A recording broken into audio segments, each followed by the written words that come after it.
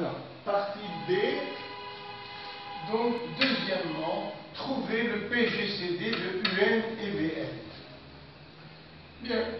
Alors, nous venons, vous voyez, d'écrire partie B. Alors, démonstration pour la partie B. Nous venons d'avoir comme formule 2UN moins 3Vn égale moins 1 à la puissance n plus 1. On vient de prouver cette relation. Et on nous dit trouver le PGCD de UN et Vn. Alors, on appelle D un diviseur de UN et Vn. Par exemple, 2 est un diviseur de 6. Vous voyez, donc on dit comme ça, 2 divise 6. 2 est un diviseur de 14. Alors on dit que 2 divise 14. Et c'est comme ça qu'on l'écrit. Alors, soit D un diviseur de UN et Vn. Alors, tout diviseur D de UN et Vn divise 2 fois UN et divise 3 fois Vn. Donc, D divise aussi leur différence, 2 fois UN moins 3 fois Vn. Et cette différence, elle vaut plus 1 moins 1. Ça veut dire que UN et Vn sont premiers entre eux, le seul diviseur commun étant 1 ou moins 1. Donc UN et Vn sont premiers entre eux. Alors, je recommence. Quand on a, par exemple, une relation AX plus BY égale C, qui sont tous des nombres entiers, A, B, X, Y sont entiers, eh bien, cette formule, vous voyez, est une composition linéaire de X et Y. Linéaire, ça veut dire du premier degré. Alors, tout diviseur de X et Y divise AX, divise aussi BY, je répète. Tout diviseur de X et Y divise AX et BY, donc divise leur somme, donc divise C. Voilà la méthode que l'on emploie en arithmétique. Et si jamais C est égal à 1, oh là là, alors ça nous fait donc tout diviseur de X et Y divise AX et BY, donc divise la somme AX plus BY, donc divise 1. Ça veut dire que X et Y sont premiers entre eux. C'est le théorème de Bézieux. Donc, une dernière fois, quel est le diviseur de UN, hein? Montrer que UN et Vn sont premiers entre eux. Allez, tout diviseur D de UN et Vn divise 2 fois UN et 3 fois Vn. Donc D divise aussi leur différence, laquelle 2 fois UN moins 3 Vn. Mais par hypothèse, cette différence vaut plus 1 ou moins 1. Donc, le seul diviseur de UN et Vn, c'est 1. Ça veut dire que UN et Vn sont premiers entre eux et que leur PGCD est égal à 1. En général, on ne prend pas moins 1, c'est surtout 1 qui nous intéresse en arithmétique. Donc UN et Vn sont premiers entre eux. Eh bien, voilà la partie B qui est terminée. Et maintenant, nous passons à la partie C, étude avec des matrices. Pour tout entier naturel, on définit la matrice colonne Xn avec les éléments UN et Vn. Après, on définit les matrices carrées P 1, 3, moins 1, 2. Et Qn, moins 1 puissance n, 3 fois 2 puissance n, moins 1 puissance n plus 1, et 2 puissance 2n plus 1. Montrez que P moins 1, vous voyez, s'écrit comme ça. Or, P moins 1 veut dire la matrice inverse de P.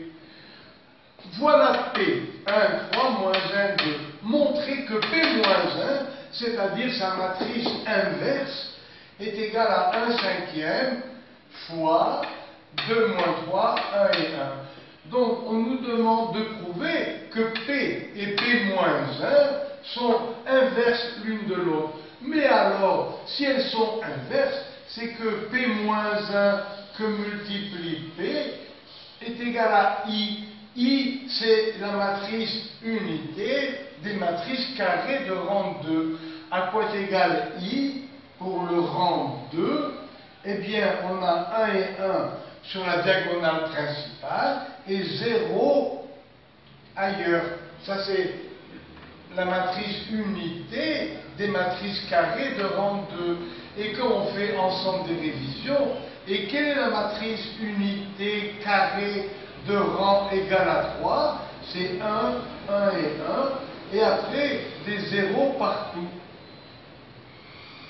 Là voilà, vous voyez, 1, 0, 0, 0, 1, 0, 0, 0, 1, c'est-à-dire que la diagonale n'a que des 1, tout le reste est fait par des zéros. Alors, matrice unité carrée de rang 2, matrice unité carrée de rang 3. Hein, c'est un petit peu mon travail que de vous faire des petites révisions de temps en temps. Alors là, nous allons montrer, puisque on nous dit P-1, montrer que la matrice carrée inverse de P, la voilà. Alors, on les multiplie tous les deux, et on prouve que le produit, c'est la matrice carrée de rang 2. Alors, faisons le produit. Le voilà. 1 cinquième de 2 moins 3, 1, 1, que multiplie 1, 3 moins 1, 2. Allons-y. Ça fait 1 cinquième. Après, la ligne par cette colonne. Ce terme, où est-il? Il est à la première ligne, première colonne. Ça veut dire qu'on va multiplier terme à terme la première ligne avec la deuxième colonne. Ce produit plus ce produit. Ça fait 2 plus 3. Après, où est la position de ce nombre? Première ligne, deuxième colonne. Ça veut dire que la première ligne, on la multiplie terme à terme avec la deuxième colonne. 2 fois 3, 6, moins 6, ça fait 0. Où est ce terme? Deuxième ligne, première colonne. Ça veut dire deuxième ligne, première colonne. 1 fois 1, 1, et moins 1, ça fait 0. Où est ce terme? Il est à la deuxième ligne, deuxième colonne. Deuxième ligne, deuxième colonne, terme à terme. À part le 1 cinquième, bien sûr. Alors ça nous fait 1 fois 3 plus 2, ça fait 5. Donc, le produit P moins 1 fois P, c'est 1 cinquième. Après 5 et 5, 0, 0. 1 cinquième, on a le droit de diviser par 5. Ça nous donne, diagonale 1, 0, 0. On trouve bien la matrice unité de rang 2. Donc, P moins 1 est bien l'inverse de P. L'inverse d'une matrice est unique. Petit d. On appelle Xn la matrice colonne UNVN. Et pour nous aider à faire la suite, on admet que Xn égale Qn. Où est Qn? Là voilà. Donc, Xn égale Qn, là voilà, Qn fois P moins 1. Alors, P moins 1, là voilà, fois X0. Ça veut dire qu'on va donner à n la valeur 0. Donc, si on donne à n la valeur 0, X0 égale U0, V0, c'est-à-dire 1 et 1. Voilà. Alors, qu'est-ce que j'ai fait? j'ai d'abord multiplié P-1 par X0. Voilà P-1, voilà X0, et finalement, on trouve dans le produit un cinquième de la matrice colonne moins N2. Donc, tout ce produit, regardez, ça fait Qn que multiplie la matrice 1 cinquième, matrice colonne moins 1, 2. Donc, maintenant, il me suffit de multiplier Qn par 1 cinquième de moins 1 et 2. Alors, où est Qn? Là, voilà. Je multiplie par 1 cinquième. On peut le mettre là où on veut, devant, au milieu, parce que c'est un nombre réel. Et que multiplie la matrice moins 1, 2. Alors, voilà 1 cinquième. J'ai le droit de le retirer au début pour simplifier. Voici la matrice Qn. Voici la matrice colonne moins 1, 2. Alors, le résultat sera une matrice colonne. C'est-à-dire, on va multiplier terme à terme. Moins 1 puissance n par moins 1. Eh bien, ça fait moins 1 à la puissance n plus 1. Plus ce nombre par celui-là. Ça fait 2 fois 3 fois 2 puissance n. Ça fait 3 fois 2 puissance n plus 1. Parce que ça, c'est 2 puissance 1 par 2 puissance n. Ça fait 2 puissance n plus 1. Après, deuxième ligne, colonne unique, première colonne, elle est toute seule. Ça fait moins 1 puissance n plus 1 par moins 1. Ça fait moins 1 puissance n plus 2. Regardez ici. Moins 1 puissance n plus 1 par moins 1. Ça fait moins 1 puissance n plus 2. Après ce nombre avec celui-là, donc là on a la puissance 1, on va ajouter, ça fait puissance n plus 2. Je reprends. Alors, le deuxième nombre, ce nombre, celui-là, avec 2, ça fait 2 puissance, on va ajouter 1, ça fait puissance 2n plus 2. Alors, donc, à quoi est égale Xn? Elle est égale à Un et Vn. En haut, divisé par 5, on a Un. En bas, divisé par 5, on a Vn. Donc, voilà Un, moins 1 puissance n plus 1 plus 3 fois 2 puissance n plus 1 divisé par 5. Et l'autre, c'est Vn divisé par 5. Le voilà. Moins 1 puissance n plus 2 plus 2 fois puissance 2n plus 2. Et bien sûr, il ne faut pas oublier, divisé par 5. Voilà Un et voilà Vn. Alors, deuxième question. Petit a. Vérifier que Un divisé par Vn, c'est ce nombre. Ouais. Alors, on va les diviser. Mais là, il y a un 5. Au même endroit, il y a un 5 qui vont disparaître. Donc, ça nous fait comme un rapport, c'est très facile, ce nombre divisé par celui-là. Les voilà. Et maintenant, nous allons diviser chaque terme par 2 puissance n plus 1. Regardez, ici, il y a 2 puissance n plus 1. Là, il y a 2 puissance n plus 2. Alors, chacun de ces termes, on va le diviser par 2 puissance n plus 1, et la fraction ne change pas, puisqu'on divise par le même nombre en haut et en bas. Au travail, ça fait moins 1 puissance n plus 1, divisé par 2 puissance n plus 1. Ok.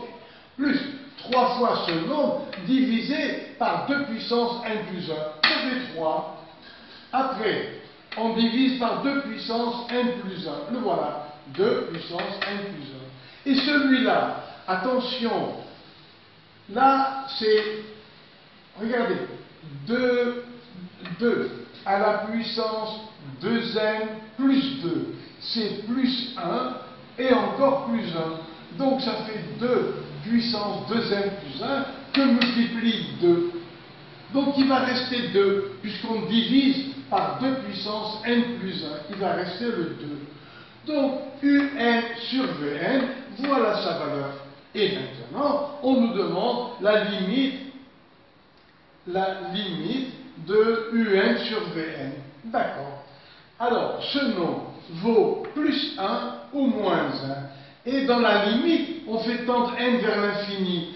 Que ce soit moins 1 ou plus 1, divisé par un nombre qui tend vers l'infini, la limite c'est 0. Et ici aussi, parce qu'au numérateur, ça dépend de la parité de n, c'est ou moins 1 ou 1. D'accord, mais divisé par ce nombre où n tend vers l'infini, ça fait 0. Oh là là, que reste-t-il? 3 demi. Eh bien, c'était la conjecture qu'on nous demandait tout à fait au début du problème. Donc, la suite un sur Vn converge, parce qu'il y a une limite, vers le nombre 3 demi. Voilà la réponse à la dernière question. Là, voilà, c'est 3 demi. Donc, la suite un sur Vn, oui, elle est convergente et elle converge vers le nombre 3 demi lorsque n devient de plus en plus grand. Alors, merci de m'avoir écouté et nous allons passer au 5e problème posé toujours dans ce baccalauréat et qui traite de la géométrie, l'intersection d'un plan et d'un cube. Merci.